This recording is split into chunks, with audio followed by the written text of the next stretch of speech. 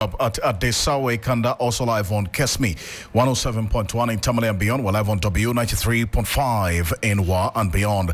I am Alfred Ocansey this evening here on Hot Edition. Electoral Commission is confident it will complete the distribution of electoral materials to all regions by close of this week for the special voting on that's Monday. Meanwhile, the Commission has been meeting with the Election Security Task Force ahead of the December 7 crucial election here on the Election Command Center. We'll give you details of that. Inspector General of Police, Dr.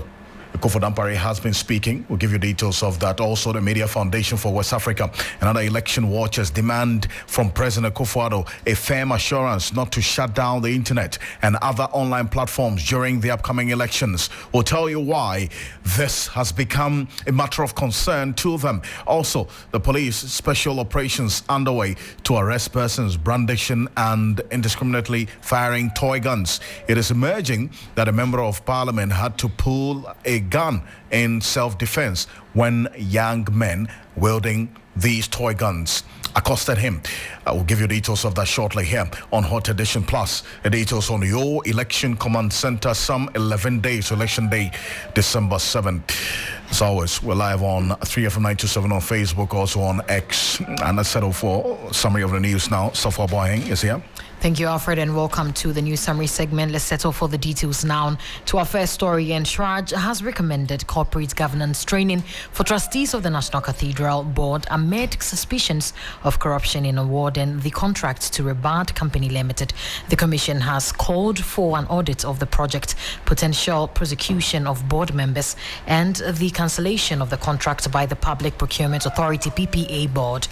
Away from that, the Media Foundation for West Africa and two elected watchdogs have urged President Akufo-Addo to guarantee internet access during election day to uphold democratic values and combat misinformation. They highlighted growing concerns about internet disruptions during African elections.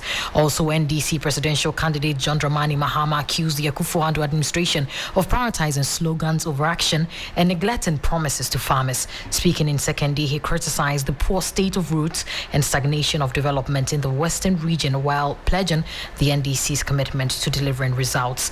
Minority Leader Dr. Keze Latofosen has opposed the call by the Majority Leader to recall Parliament, labeling it untimely and a waste of taxpayers' money. He suggested resolving the House's stalemate after the December 7 elections and urged Speaker Alban Bagwin to dismiss the request. And to our last story now, pressure group Election Watch Ghana has warned the Electoral Commission EC against setting up its own creature data compilation center.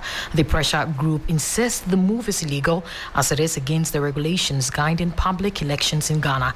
It said the commission has planned to foist this on political parties at the next meeting of the Inter-Party Advisory Committee IPAC meeting. And this brings us to the end of our news summary segment. And over to you, Alfred.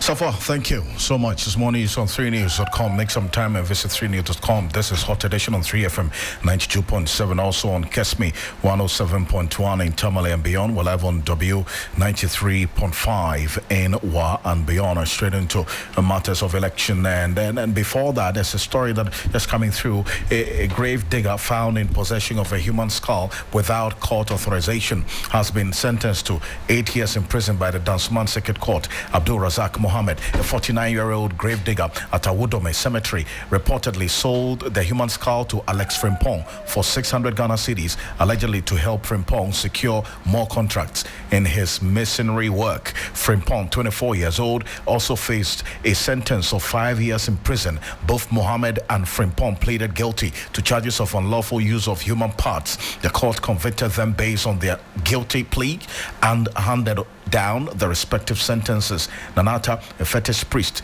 believed to have ordered for the skull, also pleaded not guilty after his arrest and arraignment. The prosecution, led by Chief Inspector Christopher Wanda, explained that Frimpong resides in Pokwase while he works as a gravedigger at Awudome Cemetery. A few months ago, Frimpong became friends with Nanata on Facebook, where Atta introduced himself as a fetish priest. Frimpong, struggling with the lack of contracts in his masonry work, sought spiritual help from Atta According to the prosecution, during a visit to a test shrine in Winneba, Frimpong was told that a human skull was needed for rituals to improve his fortunes. On October 25, 2024, at around 10:30 p.m., Frimpong met with Mohammed at a Wudome cemetery to arrange the acquisition of this human skull, and that's what's landed them in this trouble as we're speaking right now, sentenced to 13 years in prison by the Dansuman Circuit Court. Still live here on Hot Edition on 3FM 92.7, and we go straight into matters of elections here on your election command center. Some 11 days to election day, December 7.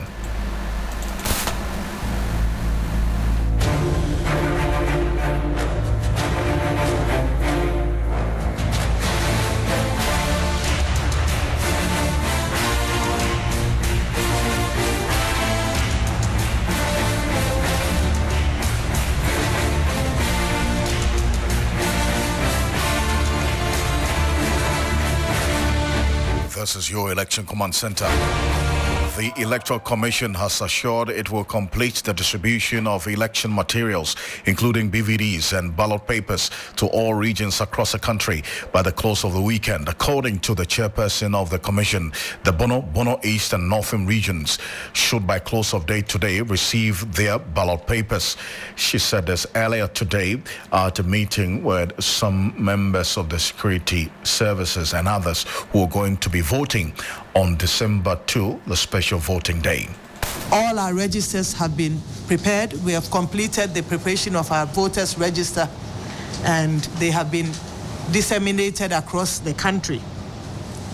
We are also near completion with our ballots, the preparation of our ballots for the presidential and parliamentary elections. And all the ballots, with the exception of the Northern region, the Bono region, and the Bono East, have been disseminated to our police armories across the country. I'm well aware that the ballot papers for the Northern region, the Bono and Bono East regions will be disseminated to the police armories.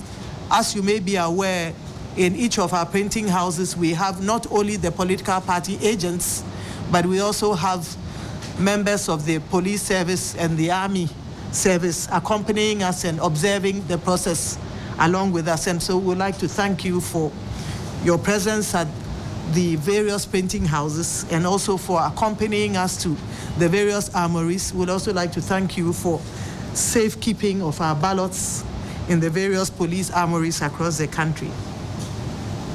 It's instructive to note that our biometric verification devices are also being prepared, and we are confident that by this weekend, all the biometric verification devices will be safely lodged in the police armories across the country.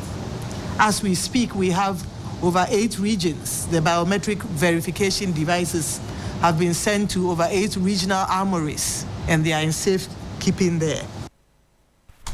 Chair of the Electoral Commission, Jenna Dokuemensan, there. Now, training for the over 210,000 election officers recruited is also underway, with short videos prepared to help reinforce the training process in a bid to enhance efficiency at collation centers. The Electoral Commission has introduced aid memoirs to guide officers in resolving issues like requests for recollation. Now, head of the Election Security Task Force, the IGP George Akrofi, on his part, assured of the service's readiness to ensure a peaceful election on December 7. In terms of our preparation, we want to also assure them that, in fact, we are over ready as the security agencies in support of the excellent job that you are doing. And we'll do all what it takes, and I repeat, all what it takes to ensure that this country continues to be at peace with herself.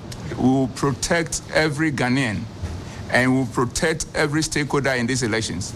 And more importantly, we will protect you and your staff as they go about their constitutional duty of ensuring that the election is executed to the benefit of Ghanaians. So that assurance we want to give to you and to your staff, for them to feel free to undertake their assignment without any hindrance or without any fear, because we will have your back as security agencies. Madam Chair, also we are here today as a way of debriefing, as we have always done. We've done a lot of work when it came to the printing of the ballots and the transportation of the ballots across the country. And like you rightly indicated, we are 95% done, and with the BVDs, we are also almost 50% done. And looking at the timetable that we are working with, we are sure that within the shortest possible time, over the next couple of days, we'll be done with all this, and all these facilities and logistics will be in place at where it matters.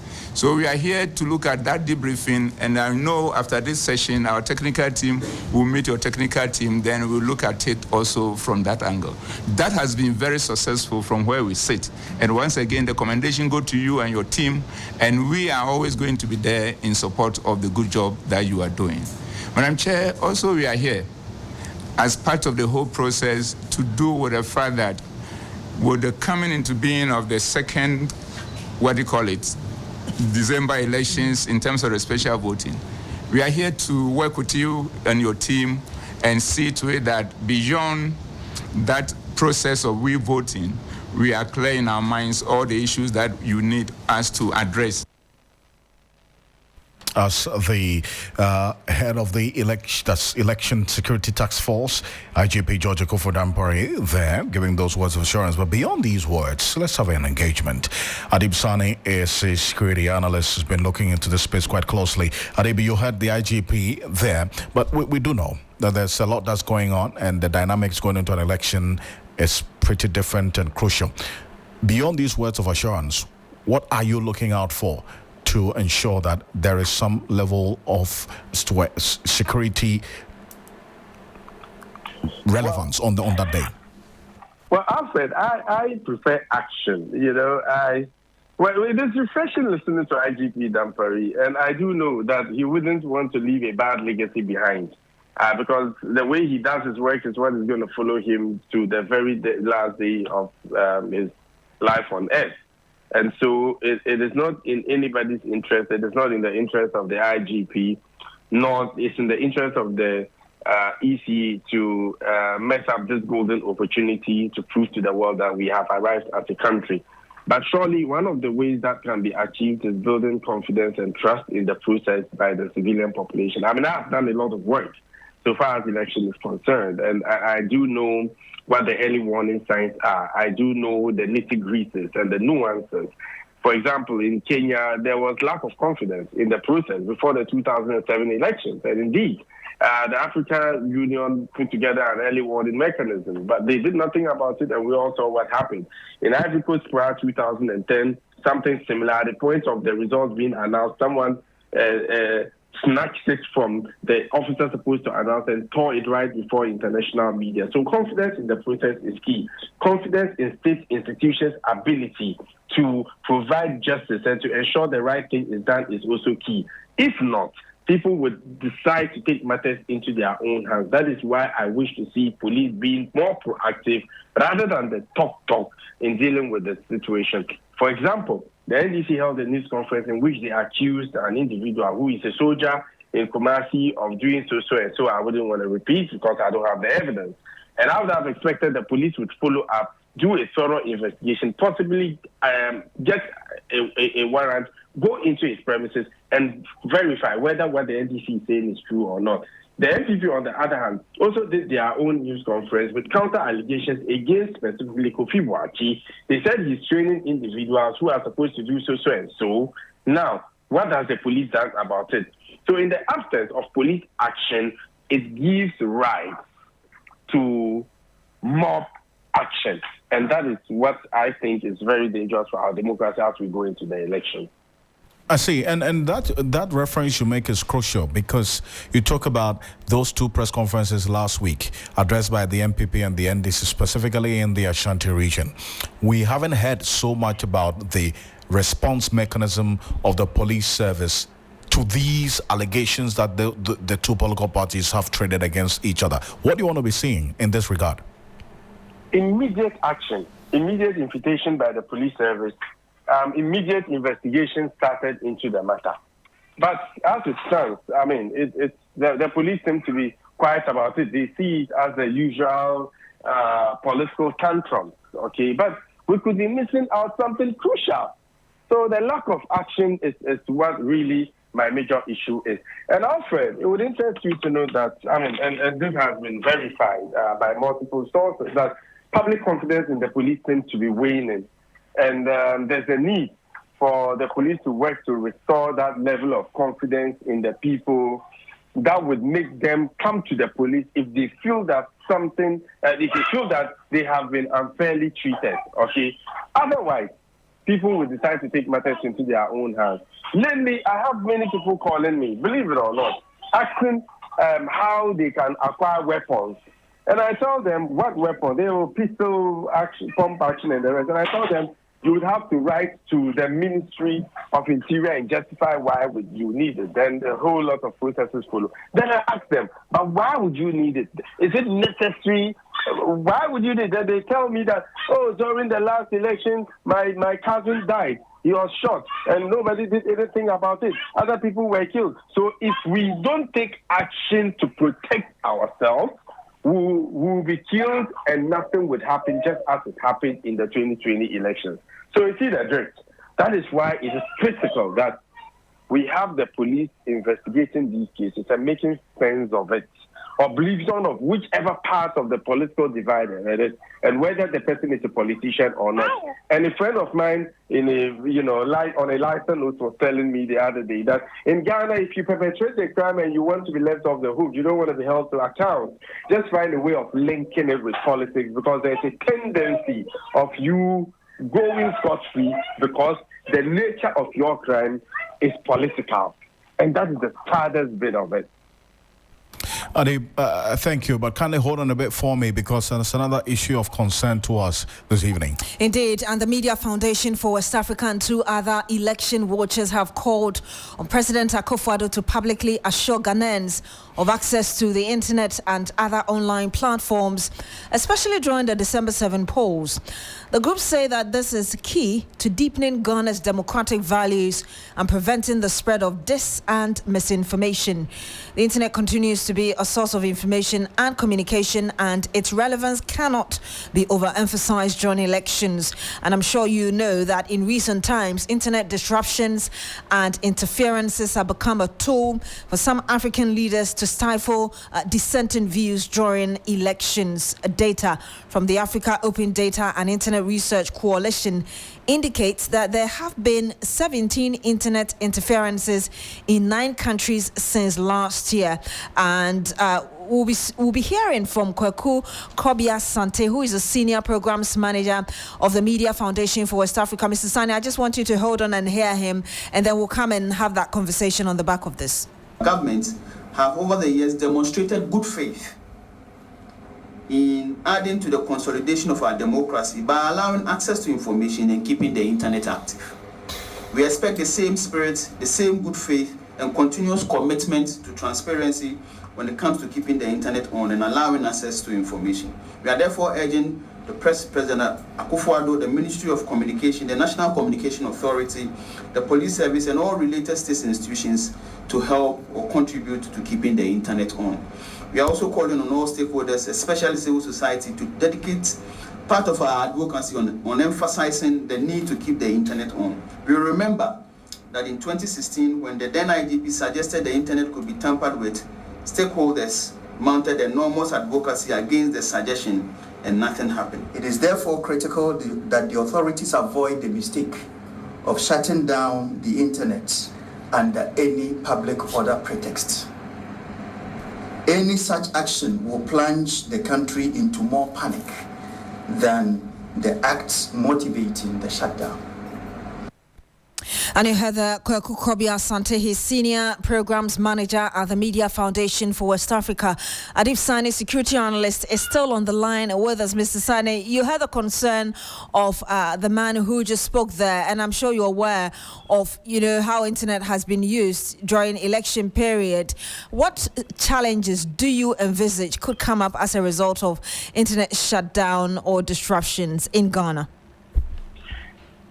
Well, I don't think the government would want to take that risk and deliberately shut down internet, even though anything is possible during an election. But historically, we've had a working internet anytime election is concerned. I mean, so far as I'm concerned, since the inception of the Fourth Republic. But we do know that blocking internet is used as a repressive tool in autocratic regimes. I mean, during the Arab Spring, I do know in many of these countries, from Egypt to Algeria to Tunisia and the rest, we've had the regimes blocking internet so as to prevent people from communicating and not being able to, come out in troops to demonstrate against the government. So on this occasion, I think we have come far as a democracy, and it would be a very dangerous thing to do, to tamper with the internet during this election. But my only fear is with non-state or sub-state actors who might deliberately tamper with it, or who might deliberately target our internet infrastructure. That is why it is critical that we put in place the right mechanisms, very much in line with the cybersecurity strategy, so we are able to prevent any such attacks from happening in the first place. But I'm hopeful that no state actor would deliberately disrupt internet during such crucial election. And it's not just limited to the internet. There's also been a lot of information. I say it's misinformation because it's not backed by any fact about the possibility of power outages and all that. So at this point in time, there's a lot of bickering, and I think that reassurances from the government would help quell it and restore some level of confidence in the process. Indeed, but the other side of it is also how people would use the same internet to spread mis and disinformation. How do you expect actors to really safeguard this area as well during the polls? Well, for the first time in the history of Ghana, we had a cybersecurity advisor to government. Then later we have the cybersecurity authority led by Dr. What's the name? I forgot the name. And a lot of work has been done in that regard. We've built our cybersecurity infrastructure to the level that we should be able to keep tap of all of these happenings. But we have to strike a balance, and it's extremely critical. Because in as much as we need to fight misinformation and disinformation, we have to do it in a very intelligent manner, so as not to be seen as stifling dissent or doing things to favor the government and being detrimental to the opposition. So if you ask me, I think the state has the capacity and the capability to fight this threat. Some of it just don't happen on the internet. It happens on traditional media as well. See the case of the gentleman, or Hiniba. I'm surprised. He's my friend. On wound to me in the Ashanti region. Yeah, I'm surprised. Well, he's a gentleman. I know him. We know each other so well. I've been on his show. So I don't know who convinced him or what went into his mind to come out to say those things. But we should keep tap on the media and get people to do things very much in line with their agenda, with the journalistic ethics. Indeed. Thank you very much, security analyst Adib Sani, for speaking to us. Let's also engage Felicia Antonio. She is a manager at the Access Now Foundation. She joins us live on the line. Good evening to you, ma'am. Thank you very much for joining us. Hello, Madam Antonio. Can you hear us? Okay, we seem to have a challenge to that line, but we'll correct it and bring that conversation to you. So live here on Hot Edition on 3FM 92.7, also on Kesme 107.1 in Tamale and beyond. We're live on W 93.5 in Wa and beyond. And let's stay a bit further on this, Beatrice. And we have Gabriel Oforiapia on the line. Okay, Gabriel, he's the director of the Ghana Internet Safety Foundation. Good evening to you, sir. If you can hear us, thank you for joining us. Yeah, good evening. So your group is part of the CSOs calling for the proper thing to be done, as it were, going into this year's general election. And one of the things you're asking for has also been asking telecommunications companies to institute the necessary measures to prevent uncertainties. How do you mean by that? Yeah, so we want to say that all the telcos need to help us to spread the message of advocacy, because most of the people don't know the implications when misinformation and disinformation comes into being. So if the telcos can have a test or any information, voice note to send across for each and everyone who is part of their services to know the effect of being full or unknown messages that comes across in this time. So that is one of our core, that everyone who is part of this telco company needs to know what to do on the social space, or virtual or offline. Need to know what to do. Are you able to give us practical examples in terms of your expectations? Yes. So the real meaning of misinformation, most of the people even don't know. So they're spreading false information without any harmful reaction. But the disinformation is deliberate. So if it is deliberate, the cybersecurity law or act says that anybody who does that and we come across, you are going to be jailed. So we need to tell the folks or the young people of Ghana that anything you put on the social space, anything you air, you have an implication that will come after you. So that is one of the things that Ghana Internet Safety Foundation is pushing across for people to know. And we should be careful information that will pick on the social space. And I want to ask you this question. Somebody would say that there's a thin line between controlling the false things that go on and also stifling dissent, as it were. How do we draw the line? Please come again. I was asking how you expect the telcos to do this without necessarily stifling dissent, for instance, on the internet. Yeah, so for checking, we have so many tools that the telcos need to apply to see that the information that is coming, is it true, is it false, is it accurate? So the telcos need to up their game. So that is one thing. And we have young people going to school to do forensics. We need to give them the space also to do this. We have so many tools that can help you to identify misinformation and disinformation. So the telcos need to come up and then come out and let each and everyone know. Well, Entity, thank you very much. Director of the Ghana Internet Safety Foundation, Gabriel Oforiapia.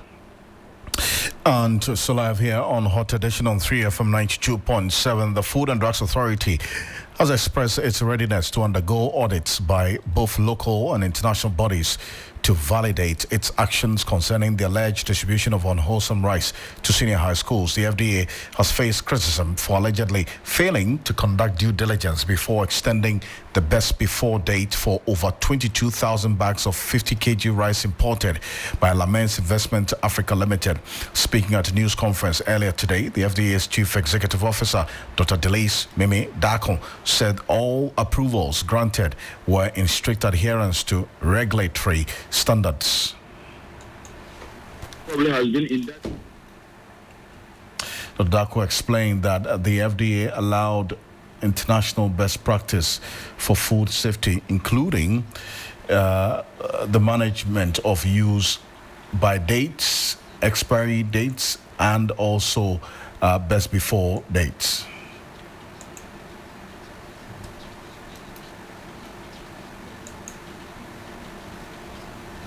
Public concerns, the FDA is open to audits by qualified local or international bodies to validate all its actions. I'll repeat, the FDA is open to audits by qualified local or international bodies to validate its actions. We remain steadfast in our commitment to ensuring food safety and protecting public health. Thank you. The FDA follows international best practices for food safety, including use by dates, which indicate safety, and foods must not be consumed past a use-by date. Expiry date, which indicates both safety and quality. Expired products are unsafe and should be disposed of. Best before end dates. This relates to quality and not safety. Foods may lose their flavor or texture, but remain safe if stored correctly. The authority, like other authorities globally, may use accepted regulatory extensions of best before dates following rigorous testing and compliance with storage requirements, and this is in line with international best practices. The FDA also wishes to assure the public that it confirmed the wholesomeness of the consignment of rice in question and gives assurance that with all the other certificates that were submitted from India, from PPRSD, from CSIR-FRI, and concluded that the rice was wholesome before it was released for distribution. So that's the Chief Executive Officer of the Food and Drugs Authority, Delise Mimi Dako there. But for man who led the expose on this matter, Samuel Okudeto Ablako, as a North Tongue Member of Parliament, it's indicated that the FDA cannot escape blame on this matter and has called for a probe into this, and also given indication that he is going to petition the Commission on Human Rights Administrative Justice Charge on this matter. Supplies the undersupplying. But back to the FDA findings. It says that the rice was exported from India by Satya Balaji Rice Industries PVT Limited. The facility had been repackaging Moshosho rice from its original yellow 50 kg polypropylene bags, figure 1, into white 50 kg polypropylene bags with the inscription SIDAO ECOWAS, Regional Food Security, figure 2. This is what the FDA found out, the investigations. So I'm not making this up. Now, whilst the best before date on the Moshosho rice was December 2023, there was no date on the new bags being used for the repackaging. Additionally, the country of origin, India, had been changed to Ghana, thus concealing the identity of the rice. The repackaging exercise was carried out without FDA's approval nor supervision. Then the report continues. The storage facility had neither been licensed for storage nor repackaging. So this is the point I was making. The storage facility had neither been licensed. Are you aware, Alfred, that as we speak today, despite all of this uproar, this upheaval, this brouhaha, the National Food Buffer Stock Company has still not registered its storage facilities? Can you believe that? The storage facility in the Ashanti region, yes, has still not been registered. Has still not been registered. And these are people purporting to be feeding our children and caring about their health and presenting wholesome food to them. If you have nothing to hide, I mean, what's happening in this country? Can't we respect our laws? Can't we follow standards? Do we know the implications of what we are doing? So NAFCO has serious questions to answer, and I am surprised that people are still keeping their jobs. All those guys at NAFCO should have been fired long ago. Nana Boachi, on this matter of the Abdul Wahab, the CEO, should have been fired if we had a president who cares. On this matter of what the FDA found out, right? Yes. On the rebagging and repackaging, in fact, without expiry dates and so on, the FDA says they fined the company 100,000 cedis. Yeah. Correct? You have that? So, and that fine was imposed on Lamens Investment Africa for multiple regulatory violations, not the quality of the Moshosho rice imported from India. So this fine was for what they described themselves in this letter that I have a copy of, that it was an administrative fine of 100,000 cedis for the following regulatory breaches: rebagging the rice without prior FDA approval, conducting rebagging operations in an unlicensed facility, they confirm it themselves, yes, and failing to ensure FDA supervision during the rebagging process. So the fundamental question is that in the midst of all of these violations, at what point did the FDA then give them the green light to go ahead? Brilliant question. Let me just add one more finding. The FDA discovered in this Ashanti regional head report that the facility had no qualified or trained person to supervise its activities.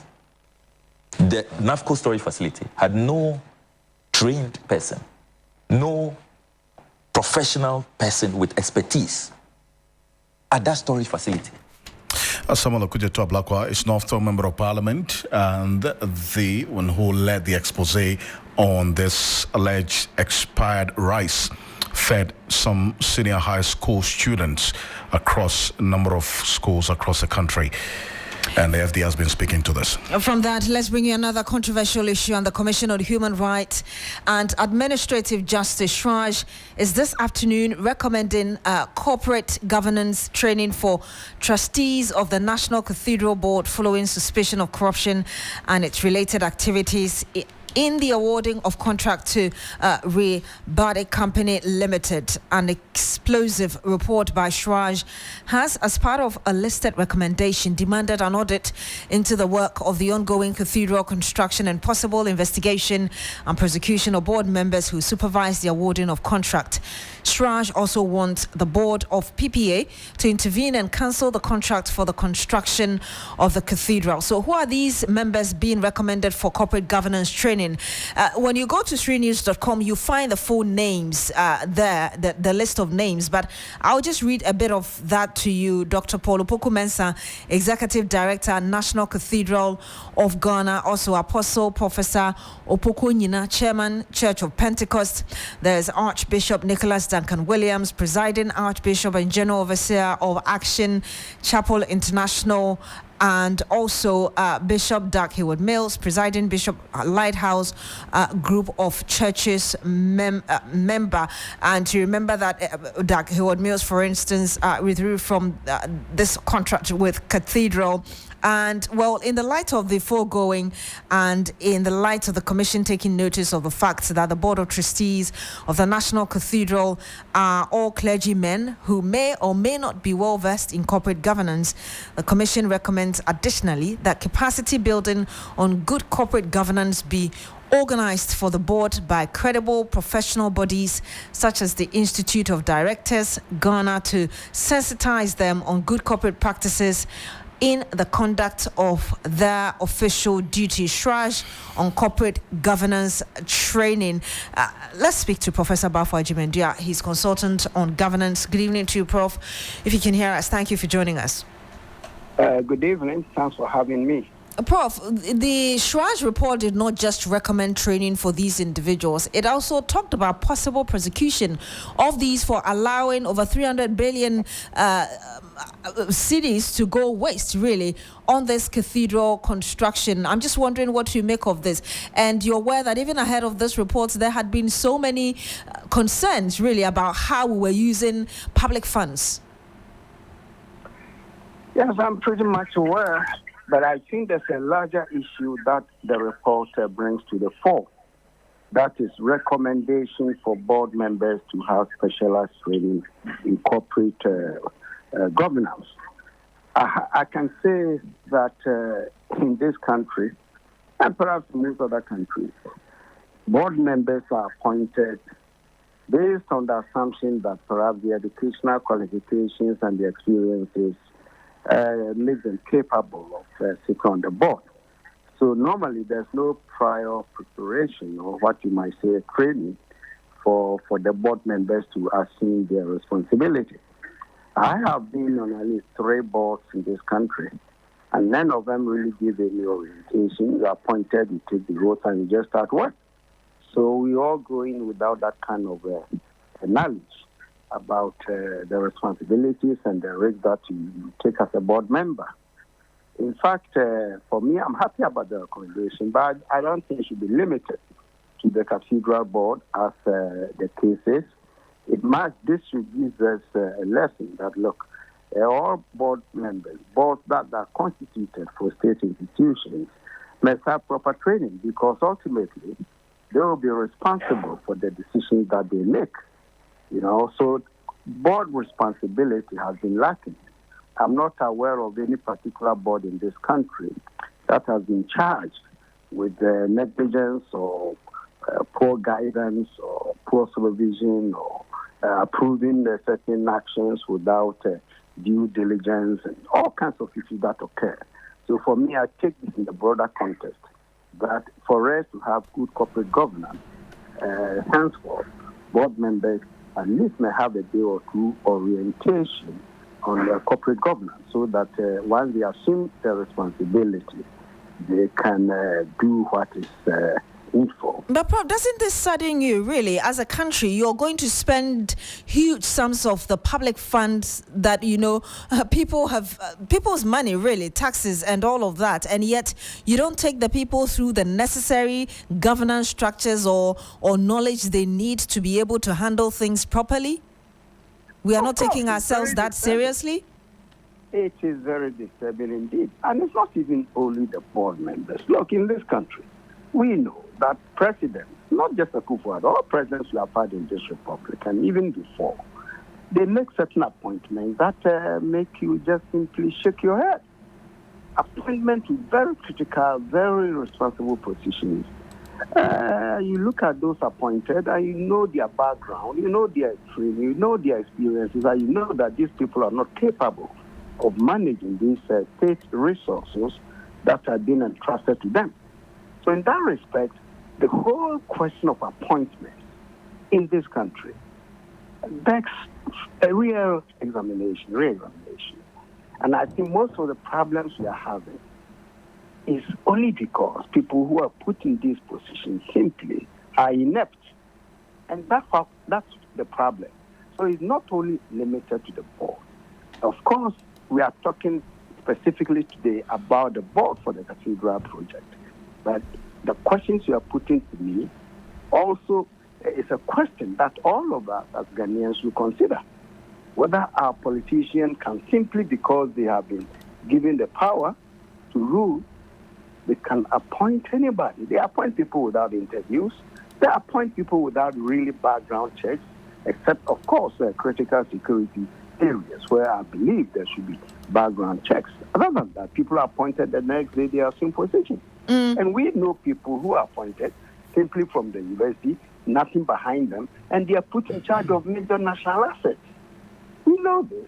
So the point here that your question is provoking all of us to think about is the quality of individuals that we put in charge of important national assets. That, for me, is the issue. And one of the things I get when I refer to that report by Shraj, when it talks about persecution, possible persecution of these individuals, one of the things that comes to mind is being tried, for instance, for causing financial loss to the state. And I hear you talk about not just for the board alone. And I remember once again when this issue came up, we even talked about how much money was given to the person who did the architectural design, Agyemang, and all of that. Do you think that the persecution, quote unquote, of it should extend to all individuals who have had any role to play in this? Well, that would be a novelty to say that you are going to prosecute board members for some kind of malfeasance or lapses in the prosecution of a project. That would be a real novelty because it's never happened before. That's why your question for me is a very important one, and it's a broader question. Look, these people who are appointed to this board, as you know, generally, we all belong to the clergy, and the assumption, I believe, was that they are knowledgeable, they are experienced, blah, blah, blah, blah, and then they will apply the law as it is, procurement rules and all. That was the assumption. But now, in retrospect, that did not happen. So we go back, as you are suggesting, as Raj has recommended, that prosecute them. Of course, the prosecution can occur if there's clear case of corruption or clear case of fraud, clear case of abuse of office. These are the issues that can be clearly defined and perhaps that might need prosecution. But not the simple fact that they've been put on the board and collectively the board made certain decisions that backfired or that they didn't do the job. That would be a novelty. I don't know the law. I'm not a lawyer. But I think the issues raised by Shraj simply provoke us to begin to think seriously how we structure and appoint people to responsible positions. For me, that is the issue. So the question I asked, and just getting clarity in terms of your response, was beyond the individuals listed in that report, you think that it should extend beyond that, just so other people who are not necessarily in the Shraj report could also face prosecution, possibly? Of course, if you are on board B and it comes out that the board has made some decisions that have cost the nation millions of dollars, sure, then we can go after those people. In this particular case of the Cathedral board, all I'm saying is that if, based on the report of Shraj, further investigations are carried out by the responsible authorities, and we discovered that there were serious cases of abuse, serious cases of misuse of funds, diversion of funds, misapplication of funds. All these are basis for charges. So all I'm saying is that if, in fact, any action on the part of the board is found to have contravened laid out rules or laws, then of course they should be prosecuted. But beyond that, I'm also saying that this case is not unique. It cuts across almost all government agencies in terms of the appointments of CEOs, appointments of board members for these organizations, because we know that some of these organizations, they don't make profit, yet we maintain them and subsidize them year after year, and we train money into a pit hole all the time. That's why I am saying that the recommendation or the findings of this Shraj, it opens our eyes to a larger problem that we need to tackle. We'll have to end it here. Thank you very much. And that was Professor Bafo Agyemang. He's a governance expert. Thank you so much for joining us, Prof. You're welcome. It's live here on Hot Edition on 3FM 92.7, also on Kesme 107.1 in Tamale and beyond. We're live on W 93.5 in Wa and beyond. We're back shortly after the quick break with the business news with Michael Obodo. Stay with us here on Hot Edition.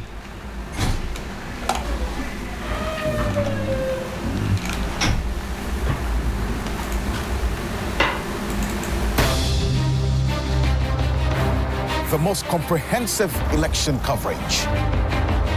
Top-notch presenters and well-versed analysts. Dedicated reporters and correspondents in every nook and cranny across the country. All the action, every incident reported. All the big stories covered. All facts cross-checked. Every figure verified. Every vote monitored and accounted for. The numbers tallied, analyzed, and interpreted. We have invested time and energy in order to bring you a comprehensive elections coverage. The whole world will be watching us on TV, online, and radio. Election Command Center. Facts, analysis, results.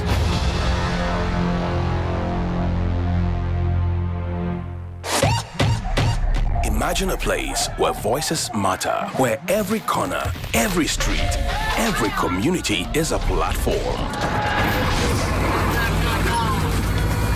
A big bus moving through Accra, carrying conversations, questions, and the pulse of the nation. This is not just another show, it's your voice on the move.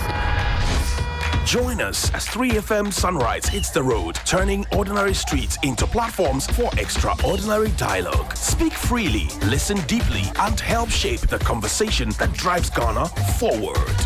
Look out for the bus and tune in exclusively on 3FM 92.7, your urban lifestyle radio.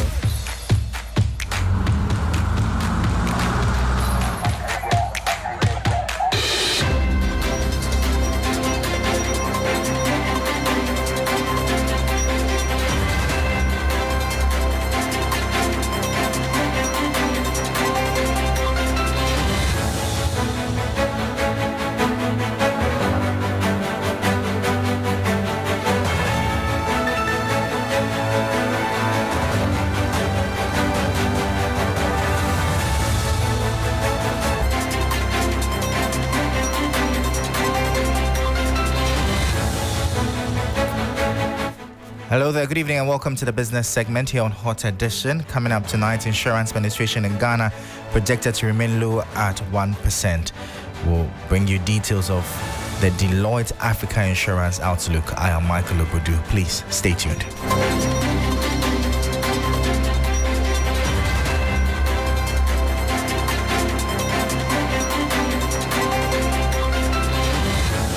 Well, thank you so much for your time. We'll start off with the Ghana Union of Traders Association as expressed optimism about transitioning from commerce to manufacturing, provided the business environment becomes more conducive.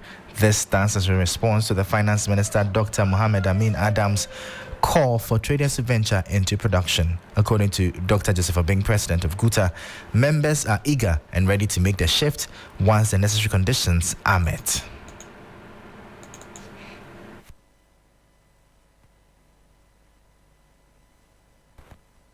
What makes us so hopeful and enthused about even venturing into manufacturing is the promise that has been given by all the presidential candidates that they are going to patronize made in Ghana goods. It's as simple as that.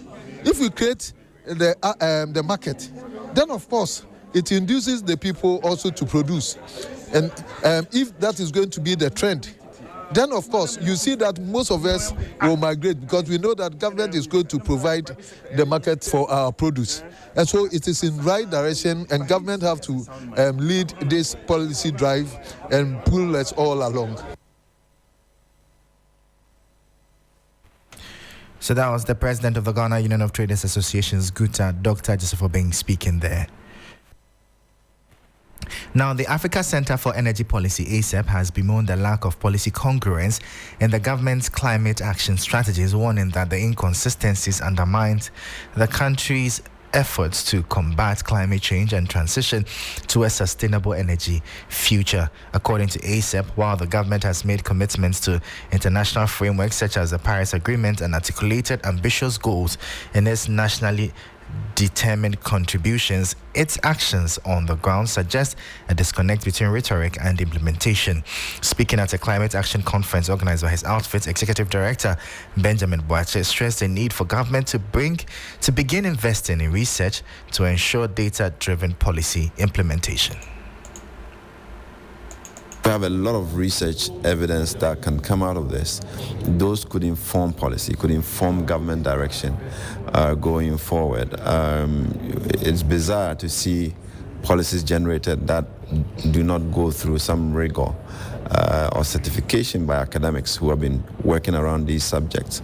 And it's also partly because we are not generating enough evidence that we are sharing with the political class or people. We need to deviate from that and begin to generate the evidence that is required and feed that into policy making. So what we're trying to do here is really make that happen. We're also trying to, in spite of these challenges we do have, we need government to participate in this research effort, putting in place mechanisms to finance research.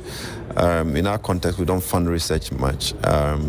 We only spend and build infrastructure. But we're not building knowledge. We're not spending to develop.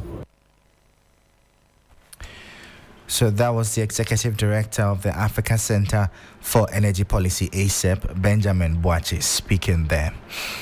Now to our top story, and insurance penetration in Ghana is expected to stay at a low 1% according to Deloitte Africa's Insurance Outlook. Despite this, the sector remains largely untapped across the continent, presenting immense opportunities for growth. We'll bring you details of this particular report in our subsequent bulletins, and that will be all for the business segment here on Hot Edition. For more business stories, please check out our website. It's 3news.com/business. I am Michael Obodu. Thank you for listening. As always, please stay safe.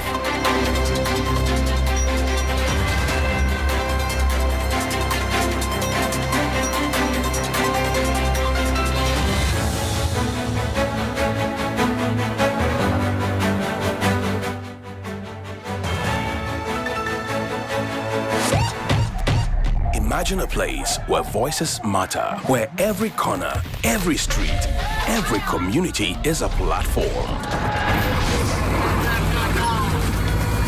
A big bus moving through Accra, carrying conversations, questions, and the pulse of the nation.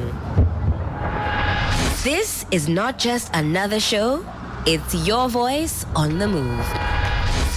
Join us as 3FM Sunrise hits the road, turning ordinary streets into platforms for extraordinary dialogue. Speak freely, listen deeply, and help shape the conversation that drives Ghana forward.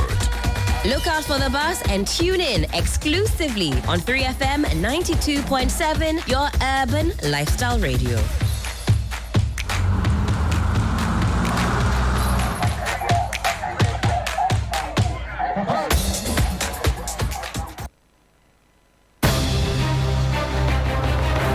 The most comprehensive election coverage. Top-notch presenters and well-versed analysts. Dedicated reporters and correspondents in every nook and cranny across the country. All the action, every incident reported. All the big stories covered. All facts cross-checked. Every figure verified. Every vote monitored and accounted for. The numbers tallied, analyzed, and interpreted. We have invested time and energy in order to bring you a comprehensive elections coverage. The whole world will be watching us on TV, online, and radio. Election Command Center. Facts, analysis, results.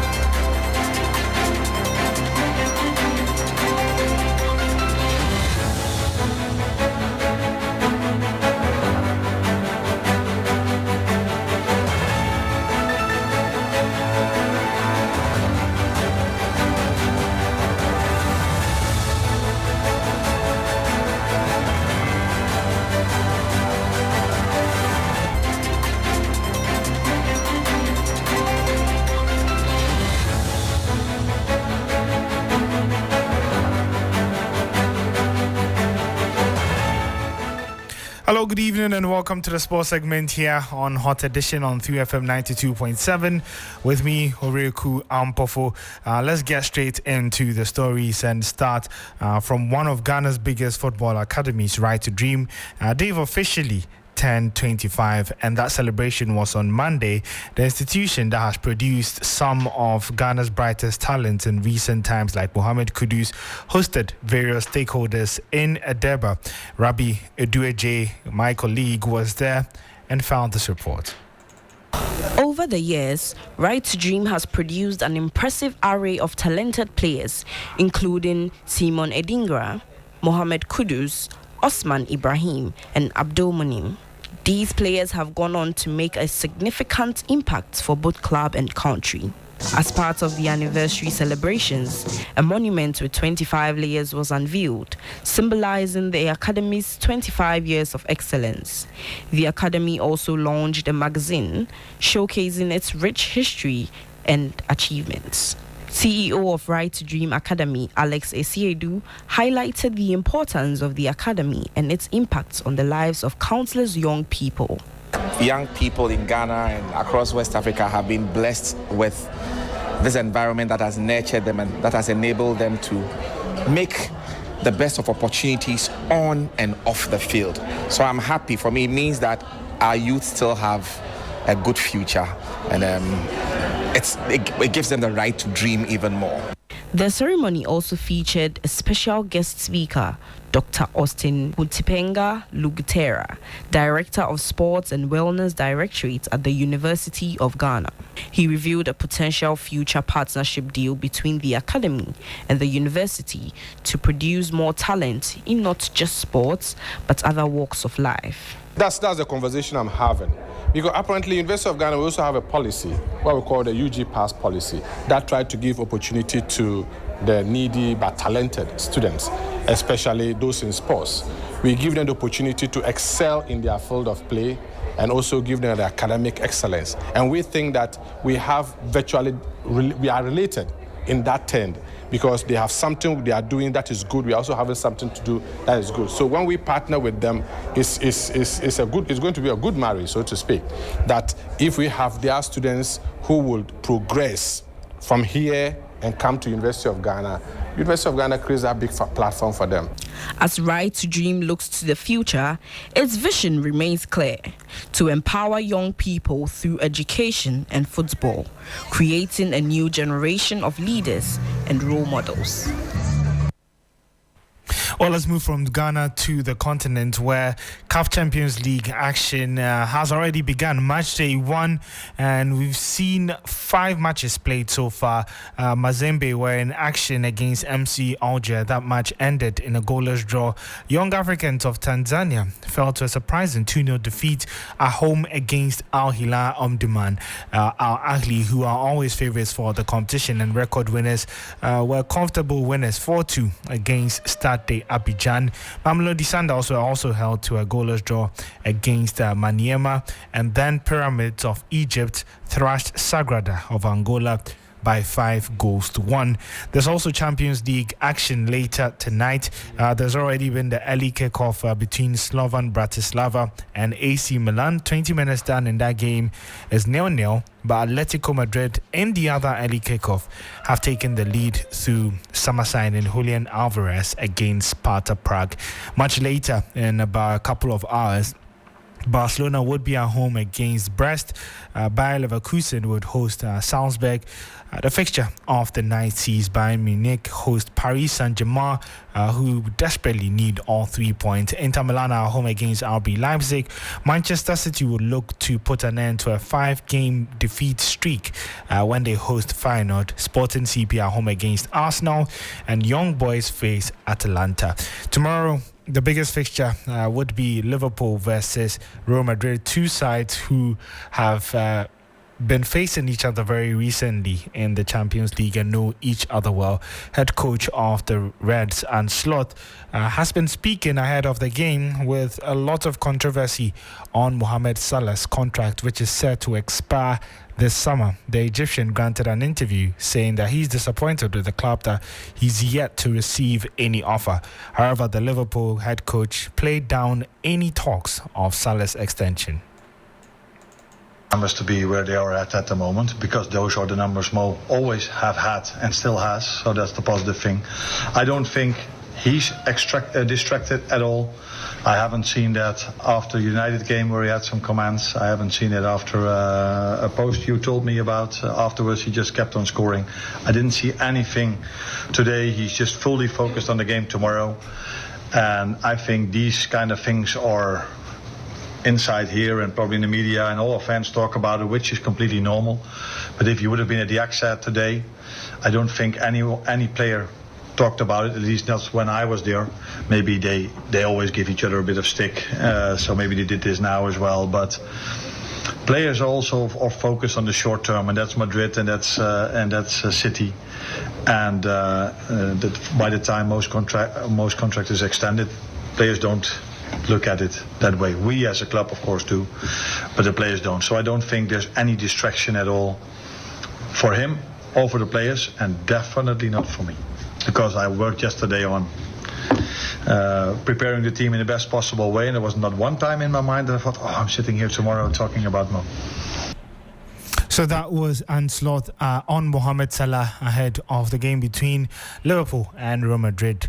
That is tomorrow. However, just updates from the game between Slovan Bratislava and AC Milan. The Italian side have just taken the lead through Christian Pulisic. And that's how we're wrapping up the sports segment here on Hot Edition on 3FM 92.7. If you're after some more sports stories, you can check our social media handles. 3 Sports GH, where we'll provide you updates of the ongoing Champions League games. My name is Oreku Ampofo.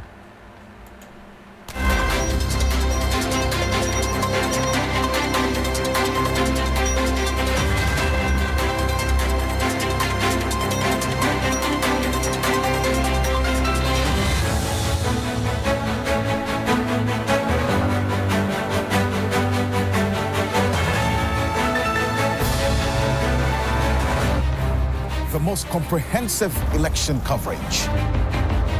top-notch presenters, and well-versed analysts. Dedicated reporters and correspondents in every nook and cranny across the country. All the action, every incident reported. All the big stories covered. All facts cross-checked. Every figure verified. Every vote monitored and accounted for. The numbers tallied, analyzed, and interpreted. We have invested time and energy in order to bring you a comprehensive elections coverage. The whole world will be watching us on TV, online, and radio. Election Command Center. Facts, analysis, results.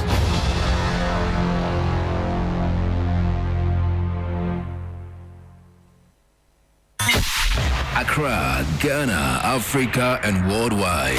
Join us on Inspirational Gospel Mix this and every Sunday, 8 p.m. 3 FM.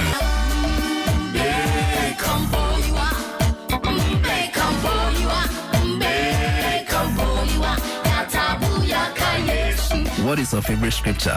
Well, my favorite scripture is Romans 8:28, and it says, all things work together for the good to them that love the Lord. Kwame, that is absolutely my favorite scripture.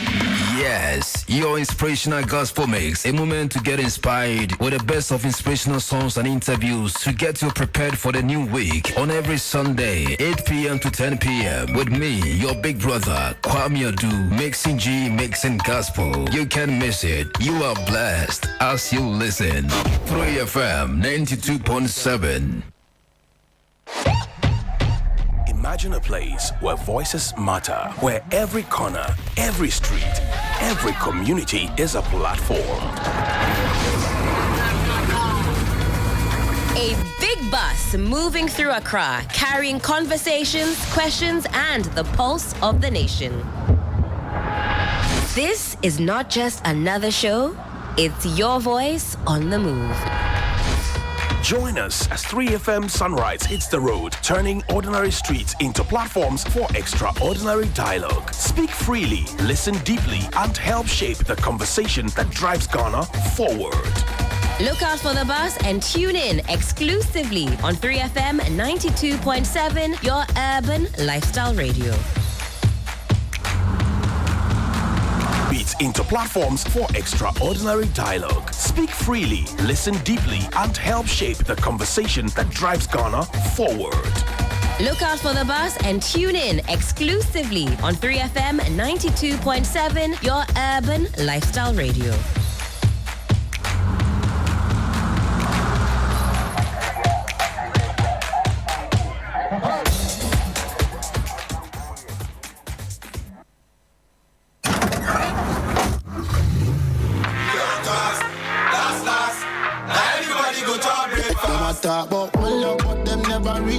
Hey, ready to make your drive home epic? It's the 3FM Drive with the one and only Giovanni Killen right here on 3FM 92.7. Weekdays, 3 p.m. to 7 p.m. We're transforming your commute into a top-tier experience. Need a pick-me-up? Our music belt is pure energy, pure vibes. Stay ahead with the Drive Sports, bringing you the latest scores and highlights. Curious about the stars? We've got all the hottest trends, celebrity profile interviews, plus DJ faculty has got you.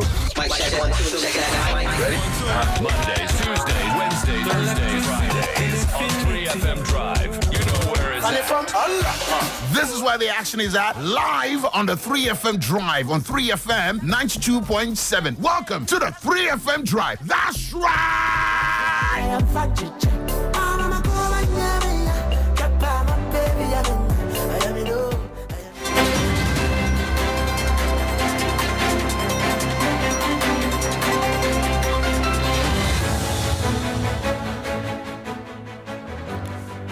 And you're still here on Hot Edition on 3FM 92.7. Let's bring you some more. And the police special operations are underway to arrest persons brandishing and indiscriminately firing toy guns. It is emerging that Member of Parliament for Inshaeso constituency, Dr. Stephen Hammoah, had to pull out a gun in self-defense when young men yielding such guns accosted him. William Evans Inkom has been following up on the story. He joins us live on the line. William, can you really tell us more about what you know about especially the Deputy Finance Minister's encounter? Well, so he had actually gone to Atasemansu Zongo, that was 2 nights ago, to engage the Unity and Love family. It's actually a youth group who had invited the Member of Parliament, who also double as the Deputy Finance Minister, to engage them and also at least have that opportunity to share with them his vision for the constituency going into the December 7 parliamentary election. Of course, even before he began sharing with them, and this is an eyewitness account, his vision for the constituency, according to the eyewitness, he had made a promise to the youth that before he leaves the place, he was going to give them allegedly he was going to give them some 5,000 Ghana cedis just to support their, foundation and then work. But we understand right after his speech and all of that, one of the youth approached him because they realized that he wasn't forthcoming with that particular promise. So he was actually approached by one of the youth, and he wasn't responsive. And that resulted in some level of, escalating tension. So in the course of that, one of the guys, we also understand, pulled this toy gun and then straight away was like as if he was pointing it at the Deputy Minister of Finance. And he, having seen that threat, also went into his car and then pulled a live gun. But we cannot independently confirm that he shot. We only know that that particular gun was pulled from his car. In fact, I spoke to one member from his company, he also confirmed that. But on his side, he also told me that it wasn't about a promise that the minister made to the youth that triggered, but it was a promise which has to do with an AstroTurf, promise that the minister had given them earlier. And one of the youth guys was actually asking or querying the minister why that AstroTurf hasn't been built, and that degenerated.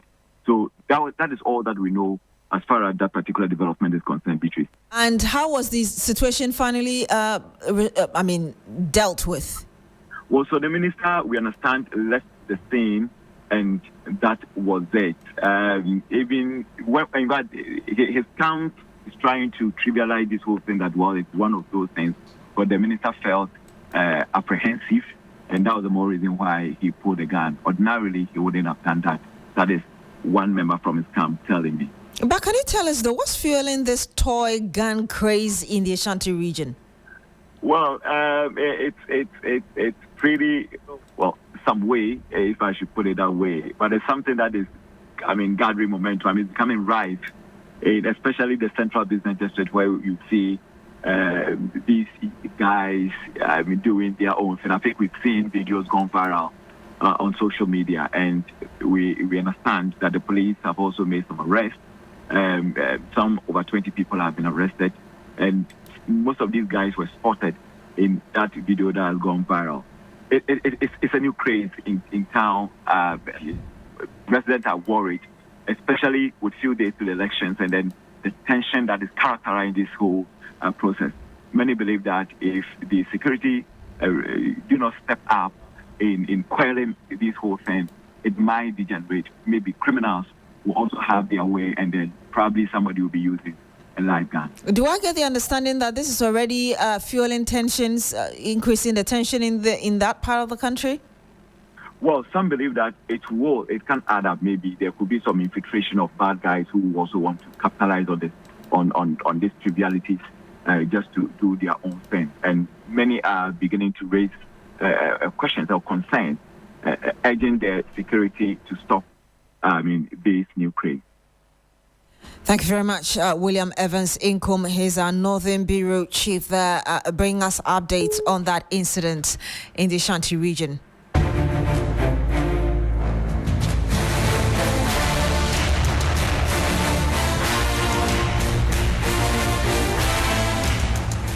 And with that, let's go into campaign trail. And flag bearer of the New Patriotic Party, Dr. Mahmoud Bawumia, says that God can use him to transform the country. Addressing the people and members of Hebron Prayer Center in the Nsawam Adwedri constituency, Dr. Bawumia appealed for vote to ensure that he continues with the implementation of the free senior high school program. Listen.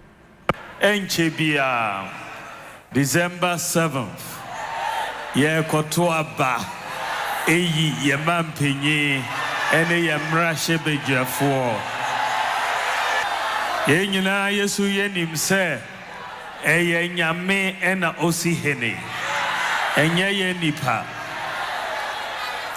Enti bibia ye beye, jese yefa nyame etu enim. Enti na ye nyina yenim se, ye nipa de nyama bebre ye ntimi nya, nyame ni tumi ni de, with God all things are possible. Said ye can o Bible no, his ways are not our ways. It mean nyama bebre a yes, ebi a ye ntenase. But Mimi Gidi said, Usha said here, Nyame, Bible mo, o you see Cyrus, Ebua Israel for. Mimi Sumi Gidi said, Nyame, obet me you see Dr. Baumia, Abua Ghana for, Ewa Ghana ha. If you were Chini, Agyemang Yabedi, Ewa Ghana ha.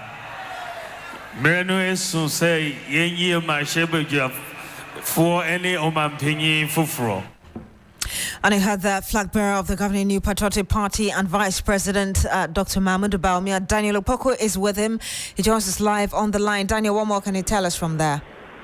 Right, so good evening to you, Vicky. Today, the Vice President went to 3 constituencies, and the first place he went was Ayawa Central this morning, where he engaged with traders, and then before he moved to the Advocacy constituency, and then some area where he also went to the Hebrew prayer camp, which you played a soundbite a short while ago, where Dr. Mahmoud Bawumia was asking them to vote for him because he believes that God can use him to transform the country. When we went to the place, actually, the reception was very great, was very huge.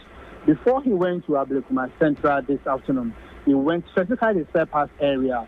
The people of the Aboso-kind traders, the import and export people, welcomed him and also assured them of the introduction of the flat tax system, which he's been talking about quite some time now, that when he becomes the president, that he's going to roll out flat tax system. So, for instance, those who import their produce, whatever they import, whatever they may import from outside this country, there's going to be a system where they will have to pay a flat tax that they will not be either for them to avoid tax or for them to dodge in terms of the payments of taxes. That has been the commitment of the Vice President, assuring the people and asking them to vote for him. They should try him as to be the next president of the country.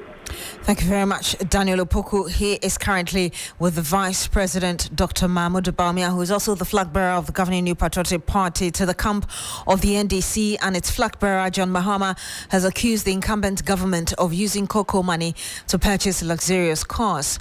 John Mahama says that cocoa production has dropped to 400,000 tons, while the government has taken advance payments from foreign entities, leading to debts of some 350,000 tons on the country. Now, he said this during his tour of the Western region. Listen. And now I know say your cocoa production above from barely 400,000 tons. Now make us say import Abaya Jessica in advance. I day abrofonica 350,000 tons and Omontimian Fanco. And Tiabain for Fra Ebebano. One Jessica Bian so the car 350,000 tons of cocoa because I'm buying Jessica in advance. And the next year, cocoa I better no. The Suma Akutriaka because Omaton in advance Jessica Kennedy. Nanui or share media more. The cocoa board budgets editorial 3.4 billion cedis on headquarters administration. And just said, Sikani na almost the show and a cast a fofro and this annual mano and no make chat if you have only their eja. Na watching ama Poncone Johnny a fair na water Ponco baby or Danny friends and Ponco Bua and I said, send your friend Bia. Afe na wo to ponkono ne dabre. Enti afe no mo pagya price no. And so cocoa ni bebre asai every say emra na yem ma ekwafo no nia e woso omoma omo no bebre ja omo efo. Enti solely shoot no NSA diseases to be. And you had the flag bearer of the opposition, NDC, bringing an end to campaign trail here on Hot Edition and to some other issues. And industry players in the green financing space have identified gaps in Ghanaian businesses, which often lead to their inability to access capital. Green financing refers to structural financing activities aimed at ensuring better environmental outcomes. It includes investment used to encourage green projects or minimize the climate impact of regular projects. Listen to the executive officer of the Association of Ghana Industries, Seth Chuma Kwabwa, speaking more about this. There's a lot of interest. They go through the process, they do a bit of energy efficiency activities, but buying basic equipment to improve the practices in improving energy consumption comes to time. Those who are interested in doing solar, procuring the solar equipment becomes a time. And there are other challenging areas. And therefore, under the financing mechanism, facilitate this, I believe will be a game changer in our quest to support green green. Now, Christian Jar is the head of program support with the private and financial sector at GIZ. He also spoke to us.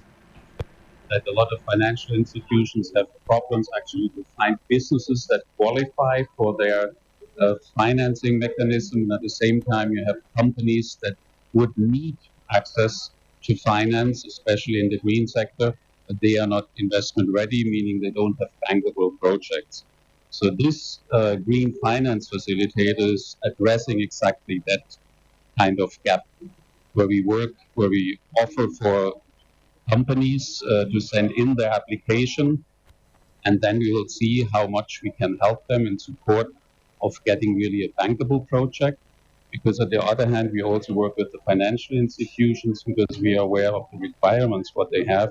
And so that will then hopefully lead to more bankable programs in the green sector. You have Christian John. He is the head of programs support with private and financial sector at GIZ.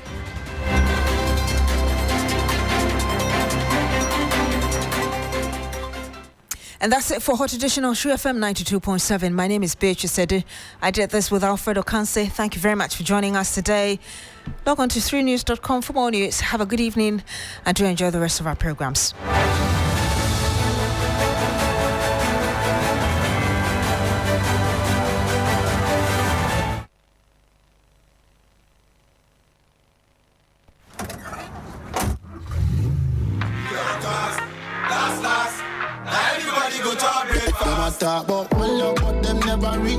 Hey, ready to make your drive home epic? It's the Free FM Drive with the one and only